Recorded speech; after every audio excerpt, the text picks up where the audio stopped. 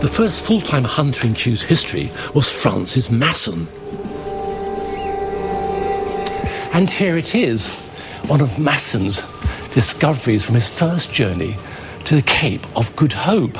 It's called Encephalatus altensteinii. And this isn't a descendant of the plant. This is the actual plant itself. Incredible.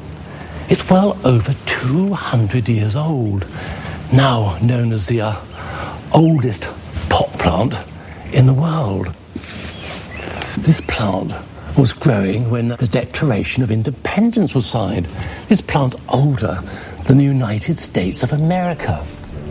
And this old chap keeps a secret. Europe in the 18th century was riven with duplicity, mistrust and deceit as nations competed to expand their empires.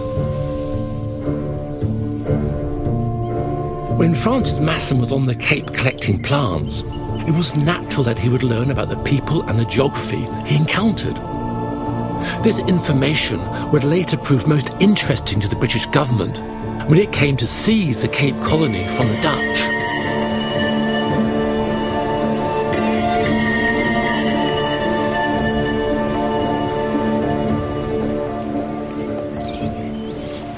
It was in this fierce heat of intense international rivalry that Banks put an idea to the king. He wanted to move an entire species halfway around the world. It was a proposal that was complex, difficult, and many thought doomed to failure.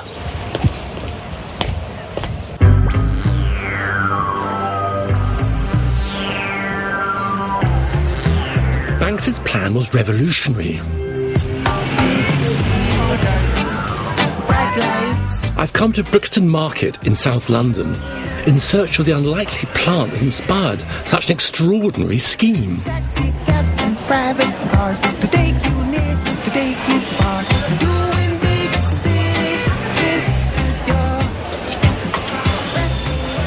Hello. Do you have any breadfruit? Yeah, I have breadfruit over here. Here, breadfruit, please. Good heavens. Yeah, that's breadfruit. This is breadfruit. So how much is it? It's $1.49 a pound. Gotta weigh it, I suppose. £1.49 a pound. It's quite That's £4.10, sir. Oh, it's quite expensive. Gosh, I'm sure it tastes good. It better add. Yeah. Thank you. Yeah. £4.10.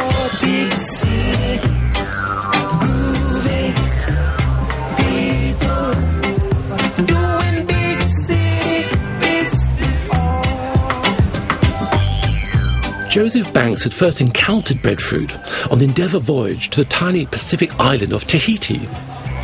There he'd seen whole families living from the fruit of a single tree.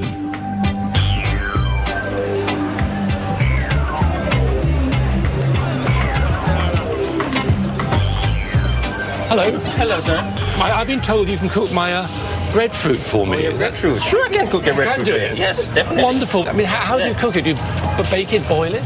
Breadfruit like this is good for roasting, actually. The traditional way is to do it on a wood fire, but put it in the oven. It's good to go just like that. Okay. Thank you very much indeed. Thank you, sir. I'll do it for you just now.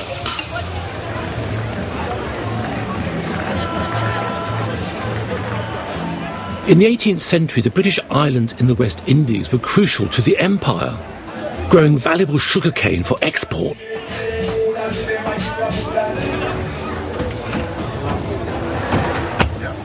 It was an economy dependent on slavery. But following American independence, the slave owners had a problem. The supply of American wheat to make bread to feed their slaves faltered, and as a result, the West Indies sugar trade was threatened with collapse. Banks suggested the crisis could be solved by replacing bread with a plentiful supply of breadfruit, translocated over 10,000 miles from Tahiti to the West Indies. Is it ready? Yes, the breadfruit is ready. I've never had one before, you see, so it's all very exciting. Definitely like this, Dan. I mean, do you tend to eat it just by itself? Yeah, you can eat by itself with a bit of salt. And maybe butter or something? Yes, salt, pepper, butter. So this is my first taste of this historic dish. Oh, it's very chewy. I mean, I like it. The consistency, very sort of dense. The subtle taste. Very interesting. It's really good.